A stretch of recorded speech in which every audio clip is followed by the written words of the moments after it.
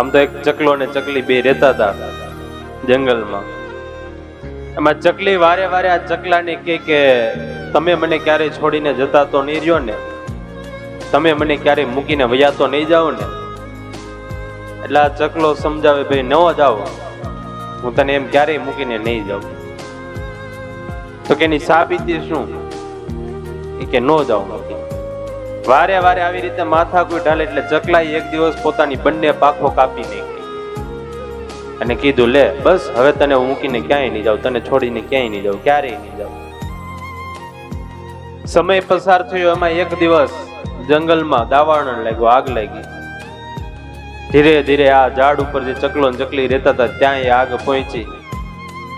હવે ચકલાની તો બે પાંખો એને કાપી નાખી એટલે તો કઈ ઉડી શકે નહીં, પણ ચકલી ઉડીને વહી ગઈ.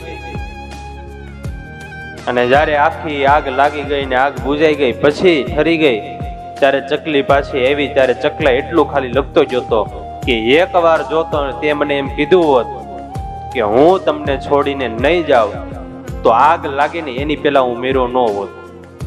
તે મને એમ કીધું હોત હું તમને છોડીને નહીં જાઉં તો આગ લાગે એની પેલા હું ન મેરો હોત. પણ અહીંયા તો આગ લાગી એની પેલા આઘાત લાગ્યો કે જેના માટે મેં પાંખો કાપી નાખી, જેના માટે મેં એટલું બધું સહન કર્યું, એ એટલું પૂછવા ન રહે કે હું તમને હમણાં લેતી જઈશ, હું તમને બચાવીશ, હું તમારી સાથે જ છું, એટલું કીધું નહીં. અને જ્યારે મુશ્કેલીનો સમય આવ્યો ત્યારે છોડીને જતી રહી. ત્યારે કિસી હાલ में किसी बात पर कदे चलना देना तू छोड़ कर